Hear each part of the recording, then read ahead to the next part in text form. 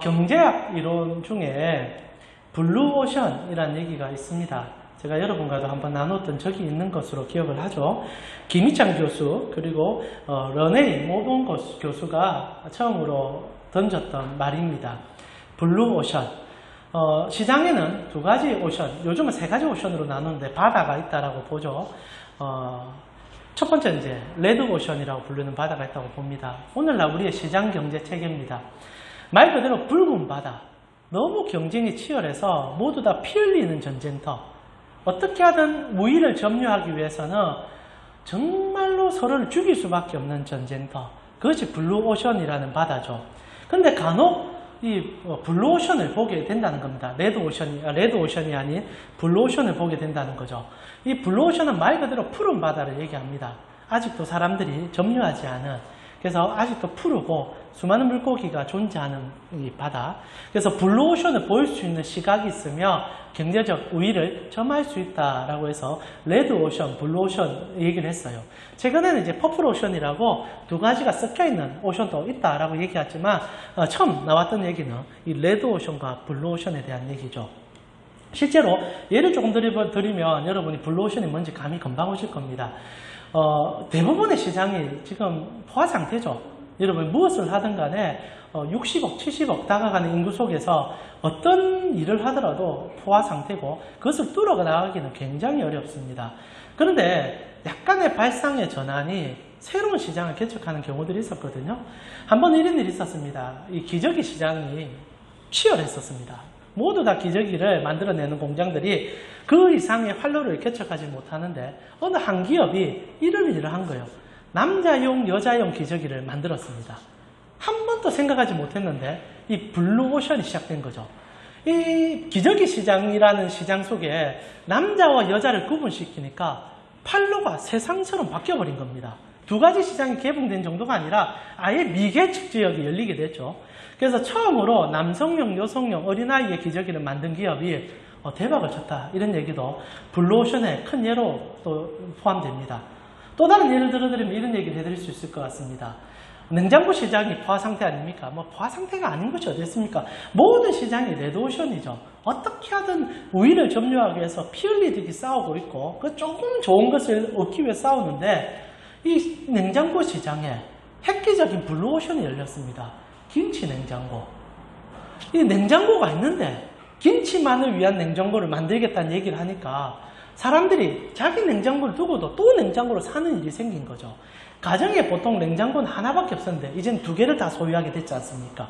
여러 가지 환경적 변화도 있겠지만은 시선의 전환, 물론 이렇게 틈새 시장은 아닙니다. 그렇게 보시면 안 되는데 같은 시장 안에서도 푸른 바다가 있는 것을 온전하게 보았을 때 실제로 그 푸른 바다가 존재함을 아는 사람들이 있었다는 거죠.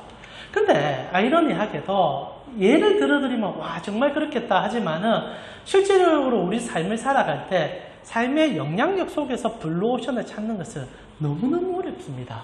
왜냐하면 우리는 레드오션에 너무 익숙해져 있고 그 경쟁이 당연하다라고 생각하기 때문이죠. 그러나 누군가는 그 치열한 경쟁 속에서 블루오션을 찾아내는 사람들이 있었고 그들은 모두 다 만족할 만한 결과들을 얻어냈다는 거지요. 그렇다면 신앙에도 레드오션과 블루오션이 있을까라고 질문할 때 있다는 겁니다. 실제로 오늘 우리가 설교하면서 얘기하겠지만 지금 우리가 대부분 신앙생활하는 교회의 모습들은 레드오션이에요. 치열합니다. 경쟁이 치열해요. 교회가 무슨 경쟁이 있겠냐 하지만 우리도 개척하고 지금 한 4년째 달려오고 있는데 지독한 경쟁 속에 던져져 있다는 느낌을 벗어버리지를 못합니다. 그러나 실제로 교회는 레드오션이 돼서는 안 되거든요. 교회는 독보적이고 하나님 손에 잡혀있기 때문에 언제나 블루오션이 돼야 되는데 블루오션 같지 않다는 느낌을 많이 받습니다. 오늘 우리는 참다운 교회의 본질과 우리 신앙의 블루오션이 무엇이며 하나님으로 인하여 주어지는 그 푸른 바다를 맛보시는 일이 무엇일까 함께 고민하면서 신앙의 블루오션, 다윗의 모습을 통하여 함께 살펴보고자 합니다. 오늘 본문은 지독한 레드오션을 우리에게 보여줍니다. 핏빛 바다. 그것이 골리앗으로 표현되는 세상의 이야기지요. 오늘 본문은 골리앗이 다윗과 대치하고 있습니다. 벌써 저희는 한 달째 골리앗을 만나고 있습니다. 지독한 골리앗, 키가 2m 90 정도 된다고 볼 수 있고 적어도 3m 가까이 되는 인물인데 그가 시장 중심에 들어서자 그 누구도 골리앗을 이길 수 없음을 깨닫고 모두 다 패배를 자인하는 일들이 일어나기 시작했죠. 참 안타까운 일입니다. 모든 사람이 생각했던 가장 최고의 정점의 모습을 골리앗이 가지고 있었다는 거죠. 여러분 머릿속에 용사하면 어떤 생각이 떠오릅니까? 군인하면 어떤 생각이 떠오릅니까? 아마 그 끝의 정점이 이 골리앗일 거예요. 키가 2m 90, 완벽한 근육의 몸매, 그리고 전신에 무장을 하고 칼과 창을 다룸에 부족함이 없는 자, 그가 골리앗이었다는 거죠. 그리고 그 골리앗 앞에 모든 사람은 부러워하고 이길 줄 몰라서 당황해하며 지쳐 나아가고 있었다는 겁니다. 근데 독특한 얘기가 오늘 본문에 진행이 돼요.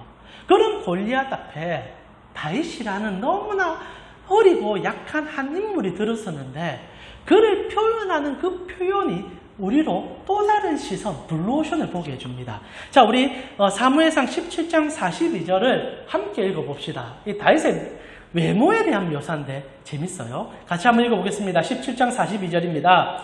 그 블레셋 사람이 둘 보다가 다윗을 보고 업신여기니 이는 그가 젊고 붉고 용모가 아름답다. 비아냥이죠. 다윗이라는 청년이 등장을 하자 3m 가까이에 되는 골리앗 앞에 섰던 다윗의 모습은 초라하기 그지없었습니다. 그리고 평가를 내려주는데 첫 번째, 얼굴이 붉더라. 그리고 용모가 아름답더라. 근데 이게 용사로서는 장점이 되지 않는다는 거죠.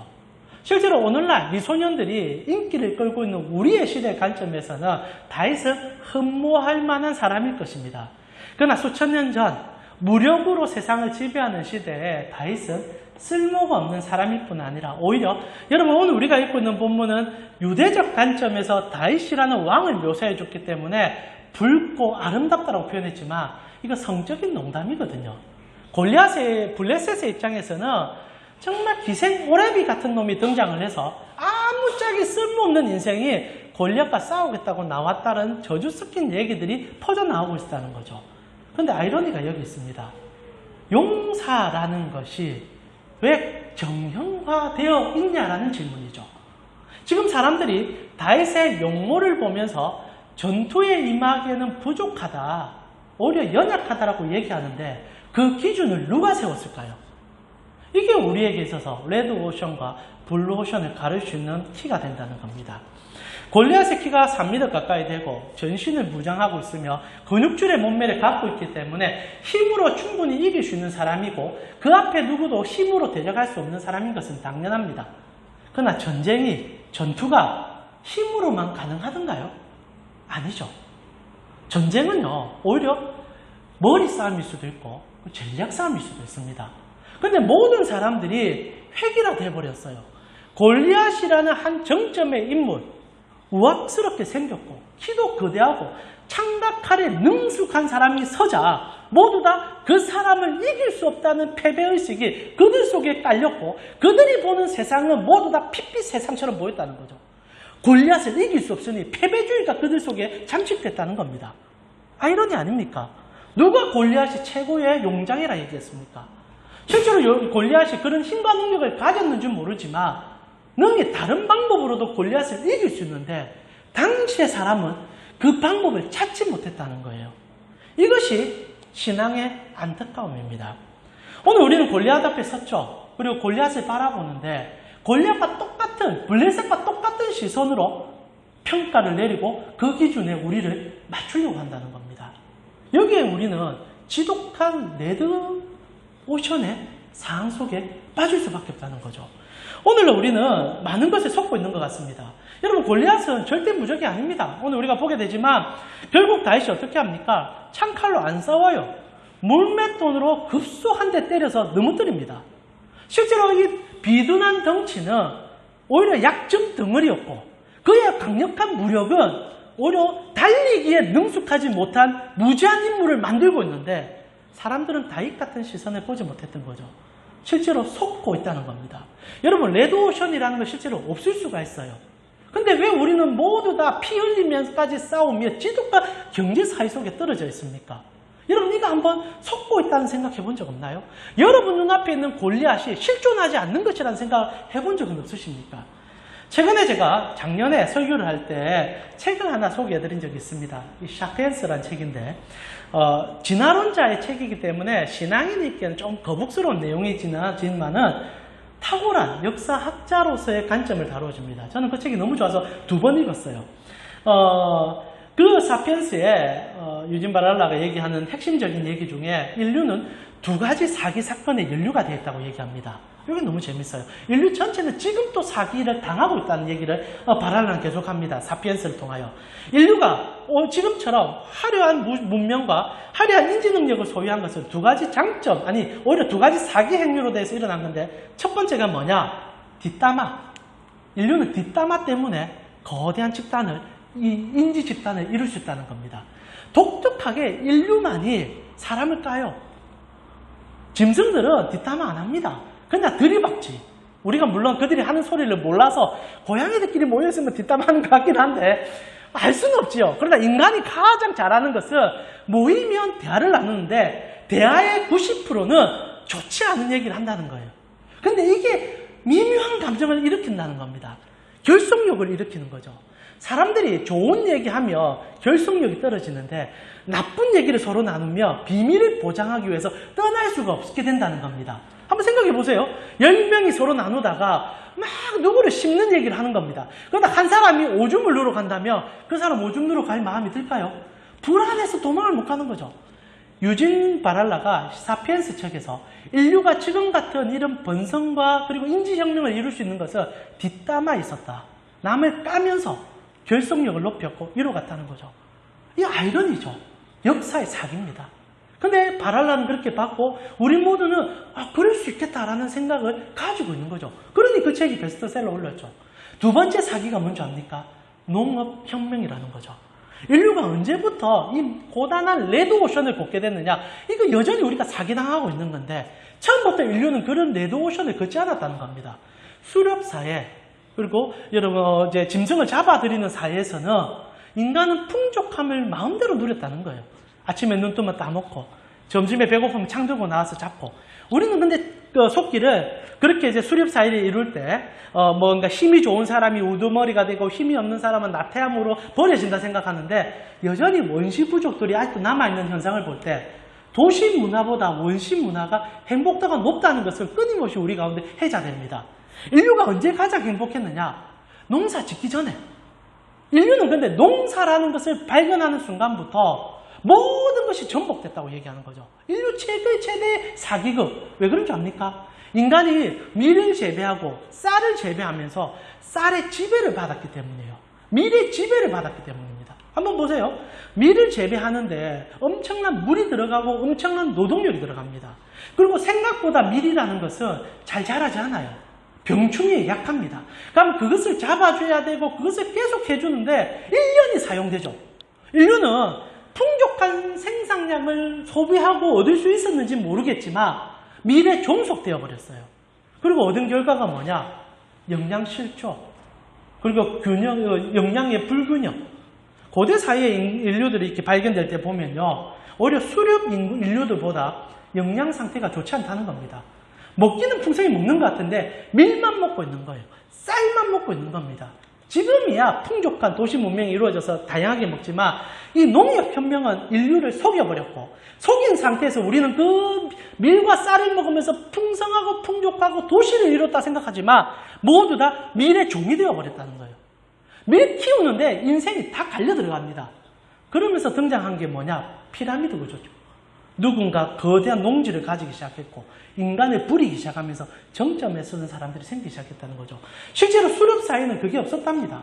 물론 뭐 족장이나 이런 사람들이 형성되어 있지만 지금처럼 우리가 생각하는 절대적인 권력을 가지고 있는 인간들은 이 농업혁명으로부터 시작됐다는 거죠. 그래서 유진 바랄라는 정확히 얘기합니다.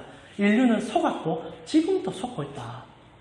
실제로 우리가 행복하다 생각하지만은 여전히 우리는 속고 있다. 이게 성경적이에요. 왜냐하면 아담이 죄를 짓고 처음 떠났을 때 가인이 사람을 죽이지 않습니까? 동생을 죽이고 나서 그가 하는 게 도시 문화를 이루는 거였습니다. 도시 문화. 왜 그럴 수밖에 없느냐? 사람을 더 이상 못 믿거든요. 언제 나를 죽일지 모르니까 모아놓는 겁니다. 그리고 함께 소비하려고 하죠. 물론 저주를 받아 그런 것도 있겠지만 유진 바랄라의 한 측면에서 물론 진화론자지만 인류를 관통하는 핵심적인 얘기를 해주는 거죠. 실제로 다시 한번 말하지만 농업혁명 이후로 인류는 레드오션으로 던져졌고 우리는 여전히 그 붉은 바다 속에서 헤치고 있습니다. 그러나 붉은 바다가 실제로 존재하느냐? 저는 아니라고 봐요. 여전히 우리에게는 블루오션이 있습니다. 행복한 바다가 있죠. 오늘 본문이 이제 우리에게 그걸 보여주는 사건으로 등장하기 시작합니다. 이번 추석에 가장 핫한 뉴스가 뭔지 아십니까? 여러분 혹시 오징어 게임이라는 걸 한번 보셨습니까? 뉴스만 틀어도 지금 얘기가 나오는데 저도 이번 명절에 저희 가족들이 같이 모여가지고 이 오징어 게임을 보게 되었어요. 여러분 보라는 말씀 못 드리겠습니다. 너무 잔인해서. 근데 오징어 게임의 핵심이 이걸 이해하려고 있거든요. 저 오징어 게임 보면서 너무 재밌었습니다. 다른 게 재밌는 게 아니라 인간이 무엇을 추구하는지를 그 드라마가 너무 잘 보여주고 있거든요. 내용은 이렇습니다. 단순해요. 오늘 우리가 보는 이 블레셋 세상 속에서 아둥바둥 살아가는 가장 밑바닥 인생들이 전부 다 빚을 지고 살다가 그 빚을 탕감하기 위해서 서로를 죽이는 게임에 들어가게 됩니다. 그래서 456명이 모여서 456억을 걸고 서로를 죽이는 게임을 해서 한 사람이 이기게 되면 그 사람이 456억을 가지고 나오는 게임이죠. 그러면서 서로를 죽이고 아둥바둥 살고 거짓말을 행하고 돈에 목숨을 거는 모습을 장장 8회에 걸쳐서 드라마로 다뤄줍니다. 근데 이게 지금 전 세계 1위거든요. 1위입니다. 이해가 됩니까? 이런 잔혹한 싸움이 어떻게 전 세계 사람들에게 동진감을 이루고 그런 것을 보면서 그냥 유의로 재미로가 아니라 함께 그 마음을 나눌 수 있느냐? 실제로 우리 사회가 레드오션이라는 것을 여실없이 보여주기 때문입니다. 동일한 얘기로 기생충이라는 영화가 미국에서 아카데미상을 받았지 않습니까? 가장 한국적인 얘기인데 미국에서 똑같이 이해가 되어지고 이번에 태풍이 불었을 때 반지하에 물 잠기니까 또 기생충 얘기가 나오더라고요. 왠지 아십니까? 인류 저변에 우리 모두는 레드오션에 살고 있다는 배경이 깔려 있는 거예요. 지독하게 치열하게 살아도 반지하를 벗어나지 못하더라. 그런데 가진 사람들은 무엇짓을 해도 여전히 부유하더라. 근데 이 간격을 좁힐 방법을 찾지 못하더라. 영화는 언제나 답을 제시해주지 못하죠. 왜냐하면 현실은 레드오션을 뛰어넘을 방법이 없으니까. 근데 오늘요, 재미있는 한 인물이 등장합니다. 레드오션을 처참할 정도로 박살낼 뿐 아니라 독보적으로 블루오션을 보여주는 인물. 그가 다윗이죠. 오늘 다윗은 참 재밌습니다. 어떻게 등장합니까? 뜬금없이 이제 골리앗을 바라보면서 단 한 번의 기죽음도 없이 골리앗이 가진 모든 장점이 실제로는 단점이라고 얘기하는 인물이 등장하기 시작했다는 거죠. 모두 다 저것이 장점이라고 얘기하는데 누군가 뜬금없이 그것은 단점이라고 얘기한 사람이 등장했다는 겁니다.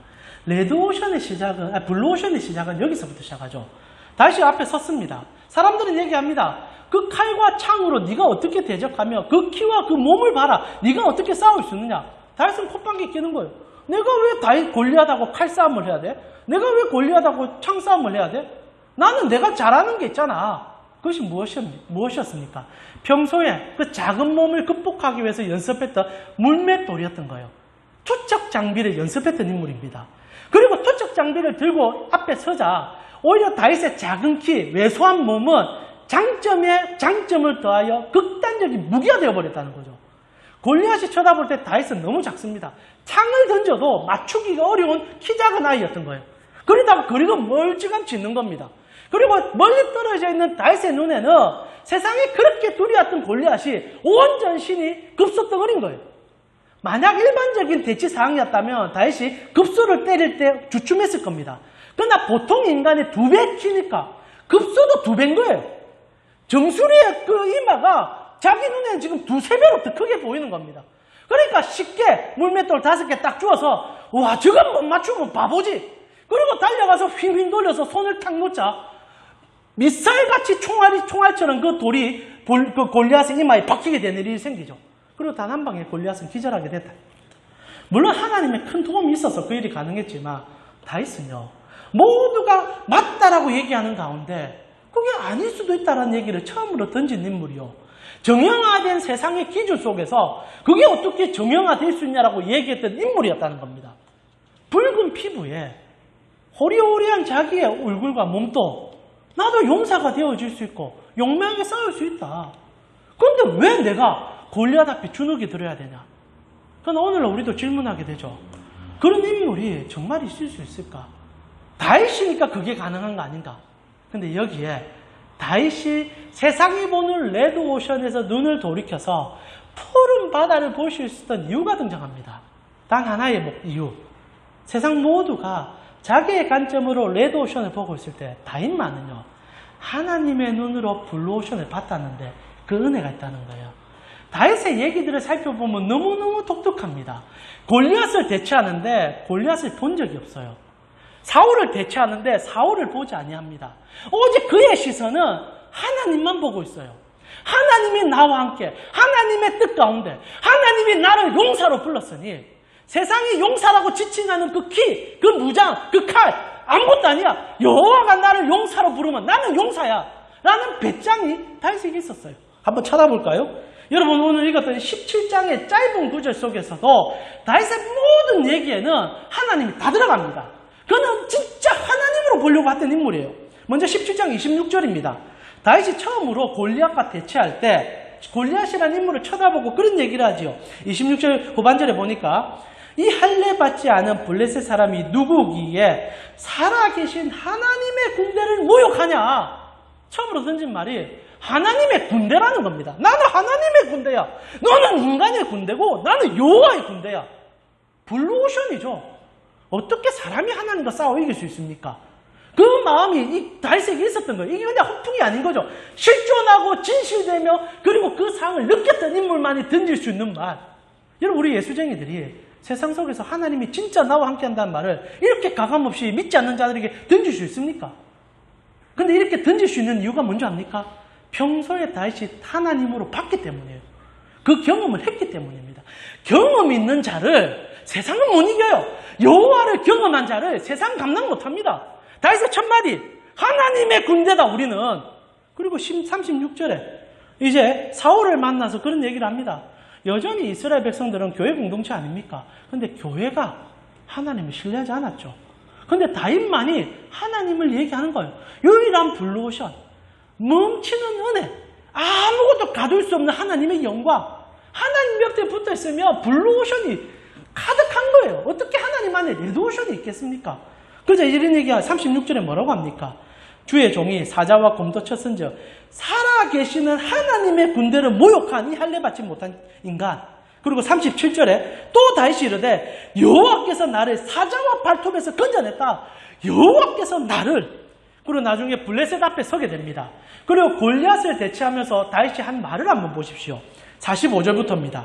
다윗이 블레셋 사람에게 이르되 너는 칼과 창과 단창으로 세상이 말하는 정형적인 기준 가지고 레드오션 가지고 나를 공격하려고 하지? 나의 블루오션을 봐라.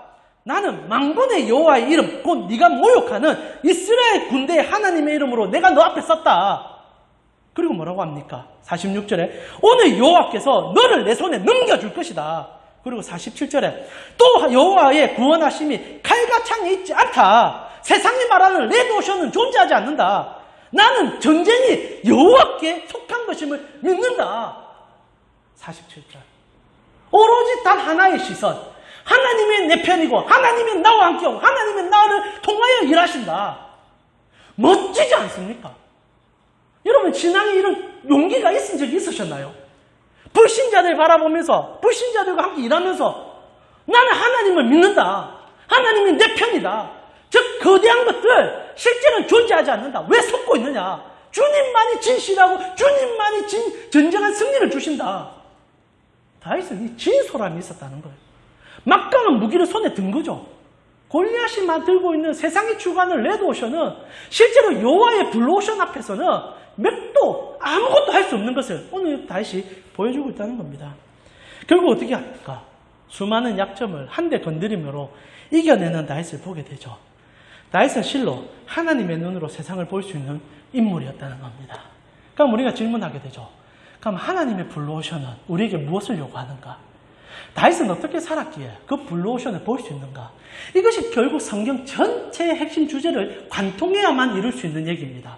성경은요, 우리에게 하나를 가르쳐 줍니다. 실제로 세 가지 얘기인데 그리고 성경의 가장 중요한 한 가지 얘기를 오늘과 여러분과 나누면서 다윗이 소유했던 그리고 다윗이 받던 블루오션을 우리도 동일하게 보자 그 얘기 해드리고 싶습니다. 미가서 6장 8절이죠. 우리 같이 한번 읽어볼까요? 미가서 6장 8절입니다. 같이 한번 읽겠습니다. 뜰 겁니다. 여러분 주보에 있을 겁니다. 같이 한번 읽겠습니다. 사람아 주께서 선한 것이 무엇임을 내게 보이셨나니 여호와께서 내게 구하시는 것은 오직 정의를 행하며 인자를 사랑하며 겸손하게 내 하나님과 함께 행하는 것이 아니냐라고 질문합니다. 실제로 미가서라는 책은요, 재밌는데 선지서 전체를 보면 딱 중앙에 포함되어 있습니다. 그러니까 선지서 전체 핵심 주제를 담고 있는 책이기도 하고 그의 정점이 뭐냐? 미가서 6장 8절이죠. 이 미가서 6장 8절은 구약 성경 전체의 핵심 주제를 담고 있고 실제로 신구약 성경 전체의 핵심 주제를 담고 있습니다. 거기서 세 가지를 얘기하죠. 첫 번째 뭡니까? 정의를 행하고, 두 번째 인자를 사랑하고, 세 번째 너 하나님과 겸손히 행하라. 이게 그리스도인들이 발견한 블루오션이 될 때 진짜 블루오션을 맛볼 수 있는 유일한 마스터키라는 거죠. 실제로 세상이 그리스도인들의 블루오션을 갈망하고 있습니다. 제가 오늘 오징어 게임 얘기를 조금 더 하게 됐는데요. 보라는 얘기는 못 드리겠습니다. 잔혹하기 때문에. 근데 여러분 그 오징어 게임을 보면요. 크리스찬으로서는 불편할 수 있습니다. 왠지 아십니까? 거기에 크리스찬 둘이가 등장을 해요. 여러분 혹시나 보셨는지 모르겠는데 두 명의 크리스찬이 등장을 하는데 한 분은 아마 목사, 두 분 다 이제 목사 얘기인데 한 분은 직접적으로 그 경기에 참여한 크리스찬이 등장합니다. 근데 이 친구 너무 재밌어요. 저로서 얼굴이 불그락불그락 부끄러워 죽겠던데 우리 가족들하고 같이 보면서 목사인 제가 볼 때도 불편하던데 이 친구는 게임에 임하면 무조건 기도해요. 정말 열심히 기도해요. 근데 그 게임 자체가 사람을 죽이는 게임인데 이기게 해달라고 기도합니다. 그리고 사람을 밀어서 죽인 다음에 이기게 해줬다고 감사하다고 기도해요. 그래서 모든 경기에 참여할 말따라 통성기도를 합니다. 하나님 도와주세요. 노골적으로 그 영화가 그걸 다뤄줍니다. 얼굴이 빨개지더라고요. 부끄러워요. 실제로 우리의 모습을 민낯처럼 보여주고 있으니까. 그리고 또 한 여자 주인공이 등장하는데 목사의 딸로 등장합니다. 근데 그 목사가 어떤 일을 했느냐? 가정폭력의 끝을 달리는 목사였던 거예요. 시도 때도 없이 어머니를 때리고 자기를 때렸던 인물입니다. 근데 그 딸이 마지막 이런 얘기를 해요. 우리 아빠가 늘 우리를 굿하고 난 다음에 기도하더라. 잘못했다고 기도하더라. 근데 어느 날 엄마를 죽였습니다. 뭐 목사가 엄마를 죽였다고 나오는데 엄마를 죽이고 난 다음에는 기도 안 하더라. 그리고 그 집안에 씻을 수 없는 아픔을 경험하는 얘기들 좀 나누죠. 두 크리스찬이 등장하는데 우리의 편협적인 신앙을 보여주죠. 사랑 우리 가운교회 성도님, 제가 오늘 처음 설교 시작할 때 그리스도인들이 레드오션을 살고 있다 얘기했지 않습니까? 저는 그 영화가 크리스찬들이 살아가는 레드오션을 얘기했다 생각해요. 세상과 똑같은 방식으로 세상과 똑같은 기도 제목으로 세상이 요구하는 짓을 그대로 하고 있는 거죠. 저는 그 영화가 선지적 관점으로 이게 다뤄주는 영화라고 봤어요. 많은 크리스찬들이 불편하게 얘기했지만 불편함이 은혜입니다. 깨달아야 되는 거죠. 오늘날 실제로 강당에서 그리고 이 목사의 설교에서 성도를 불편하게 못 만들고 있어요. 이게 가장 우리의 아픔입니다. 우리 잘못 살고 있는데 잘못 살고 있는 것을 말해주지 않으니까 이제는 저는 오징어 게임에서 선지자적 관점으로 성도를 때리고 있는 거예요. 너가 그딴 식으로 기도하지 마라. 너가 그딴 식으로 가정생활 하지 마라. 그 얘기 해주는 거죠. 그리고 그 영화의 마지막에 정말 선지자적 관점 하나를 다뤄줍니다. 주인공이 모든 사람을 다 죽이고 나서 456억을 받고 길바닥에 이제 도착하게 됩니다. 제일 먼저 누구 만난 줄 알아요? 전도자 만납니다. 예수천당 불신지옥 말하는 사람을 만나요.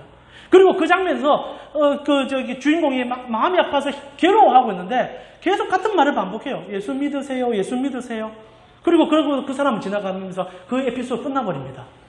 무슨 말입니까? 진짜 예수 믿고 있냐? 이 질문이죠. 네가 진짜 하나님 나라를 믿고 있냐? 이 질문이죠. 그렇다면 그렇게 길바닥에 나뒹구고 있는 사람을 무시할 수 없을 것인데 왜 그리 사나는 질문하는 거죠. 뒤집어 설명할까요? 세상이요. 참 그리스도인을 원하고 참 그리스도인만이 블루오션에 소유하고 있는 걸 알아요. 이게 소름 끼치는 일이에요.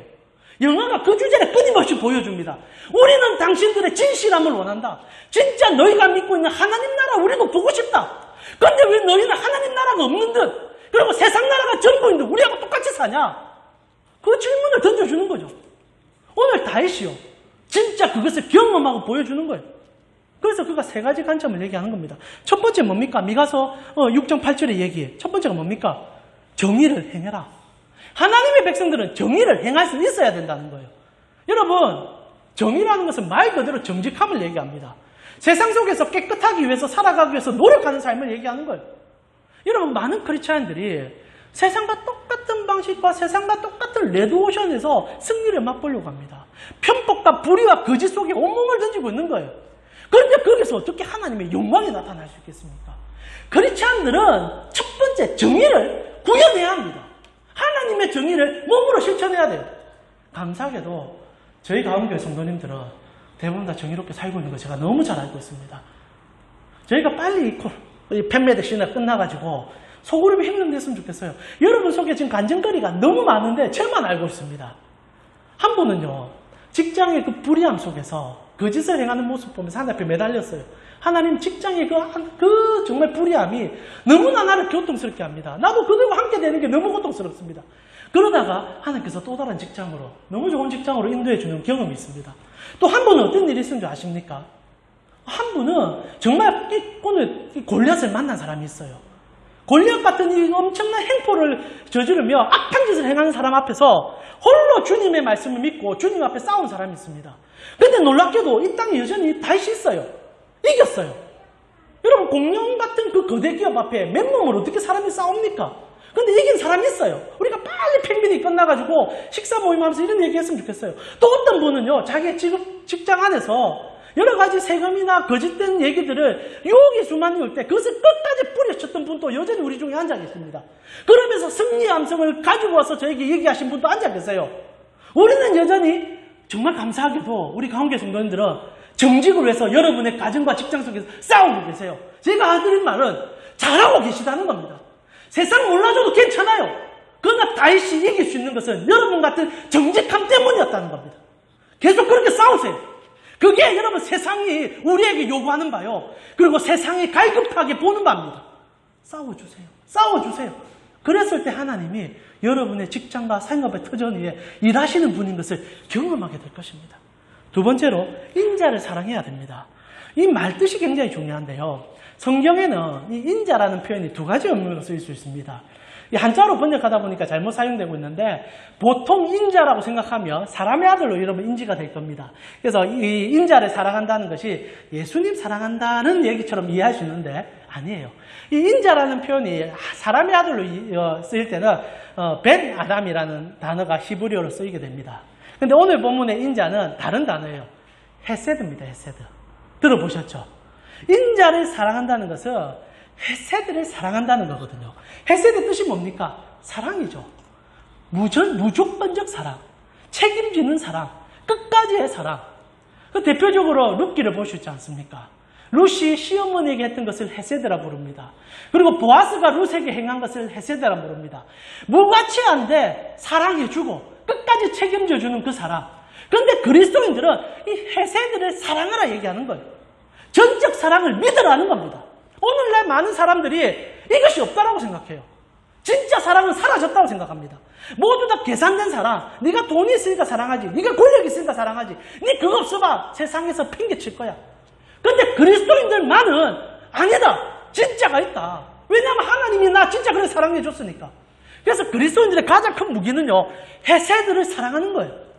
진짜 그 사랑이 있다는 것을 알고 그 사랑을 몸으로 실천할 때 그리스도인들은요, 골리앗이 가지지 못한 무기를 손에 들게 되는 것입니다. 첫 번째, 정직을 행하십시오. 두 번째, 헤세드를 사랑하십시오. 그리고 제일 중요한 세 번째가 뭡니까? 겸손하게 하나님과 동행하는 것입니다. 정직을 행하고 사랑을 행할 수 있는 것은요, 하나님을 사랑할 때 가능해집니다. 근데 여기서 겸손하다는 표현이 참 재밌는데 원어적으로는 이 겸손이 아니에요. 실제로는 신중하게라는 뜻을 갖고 있습니다. 그러니까 하나님을 사랑하는데 어떻게 사랑하느냐? 정말 신중하게 사랑하라는 거예요. 오늘날 우리의 가장 문제는 교회가 레드오션이 된 이유 중에 하나는 묻지도 따지지 않고 하나님을 따르기 때문이에요. 하나님 앞에 질문 안 해요. 하나님 정말 저렇게 사는 게 맞습니까? 세상도 우리에게 질문하고, 아까도 말했지만 그 오징어 게임 속에서도 선지자적 관점으로 그리스도인들의 죄악을 책망해 주는데 우리는 질문을 안 한다는 거예요. 강단에서 선포되는 설교를 들으면서도, 여러분이 말씀을 묵상하면서도 오로지 세상과 똑같은 관점으로 기도하고 세상과 똑같은 삶으로 살아가는 가치 속에 있는데도 질문이 사라지는 경우가 있다는 거예요. 신중하게 하나님을 따르셔야 합니다. 물어보고 내가 진짜 정직한지, 내가 정말 헤세드를 하고 있는지 하나님 앞에 물어야 그 답이 떨어지죠. 그때 여러분에게 찾아오는 게 뭔지 압니까? 블루 오션이에요. 하나님의 밭이 다윗이 시편 23편에 말한 여호와의 목장과 초장이 그날 찾아온다는 거예요. 다윗이 골리앗 앞에 섰을 때 골리앗을 봤을까요? 아니죠. 그가 서 있는 그 푸른 바다를 보면서 하나님의 영광을 묵상했을 겁니다. 그리고 영광을 묵상한 사람은요, 영광에 잠식되는 거예요. 말씀 마무리하겠습니다. 오늘 많은 그리스도인들이 레드오션에 던져져 있습니다. 실제로 교회 현상들을 한번 살펴보십시오. 이 팬미릭 시대에 교회가 정말 좀 정신이 나간 것 같아요. 저희 교회도 포함돼서 하는 얘기입니다. 남의 교회를 비판하기 전에 우리도 볼 수 있는 상황인데, 여러분 코로나 시국에 교회들이 무슨 행동들을 많이 한 줄 압니까? 건축하고 있어요. 건축. 교회 확장을 지금 정말 많이 하고 있어요. 이해가 잘 안 가요. 제가 아는 교회들 중에도 지금 건축하려고 눈이 뻘건 교회들이 많아요. 왠지 압니까? 레드오션에서 더 이상 성도들에게 매력을 교회가 못 주고 있거든요. 그러니까 어떻게 하느냐? 더 좋은 것, 더 화려한 것, 더 매력적인 것을 눈으로 보여줘서 데려오겠다는 겁니다. 거기다가 여러분 우리도 할 말은 아니지만은 지금 교회들마다 얼마나 많이 개척하고 있습니까? 최근에 블루오션, 이 레드오션의 교회가 가장 레드오션이 됐어요. 여러분 편의점보다 개척교회가 더 많습니다. 거기서 여러분이 지금 경쟁하는 거죠. 우리 옆에 이삭교회, 저기 뭐 하나님교회, 이 대형교회 사이에서 우리가 지금 서 있는 거예요. 그럼 우리 어떻게 해야 됩니까? 여전히 그럼 우리 레드오션으로 우리의 많은 장점을 더 살펴가지고 우리가 어떻게 하든 성도 유치해야 됩니까? 아니죠. 우리가 이 자리에 서 있는 것은 블루오션입니다. 그와 상관없이 그들은 그들의 일, 우리가 동일하게 하나님의 일을 하는 것뿐입니다. 오늘 여러분과 제가 하고 싶은 것은 이 세 가지를 기억하는 일이죠. 정의를 행하는가? 우리에게 물어보는 거죠. 내가 헤세드를 사랑하고 있는가?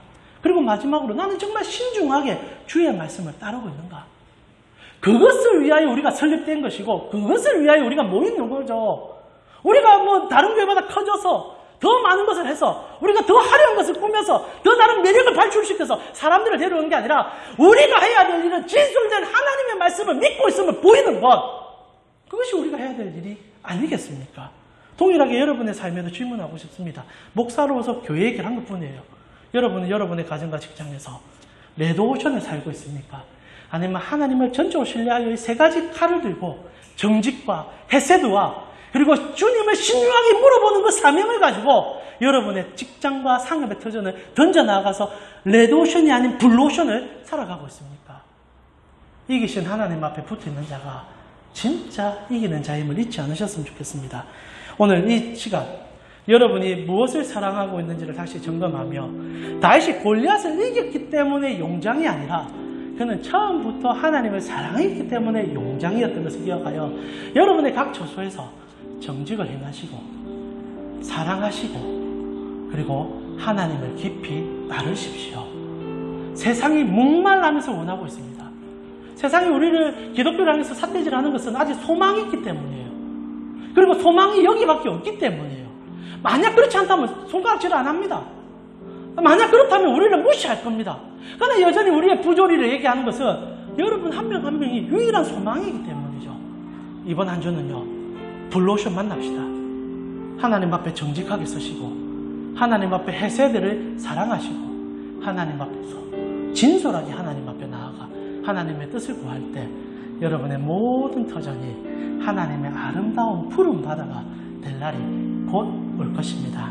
이제 우리 같이 한번 찬양 드리면서 하나님께 나갔으면 좋겠습니다. 이번 한 달 이 찬양 계속 드렸는데요. 우리 원하고 바라고 기도합니다. 세상의 거친 이 레드 오션 속에서 하나님 정말 주님의 푸른 바다에 내 몸을 던지고 싶습니다.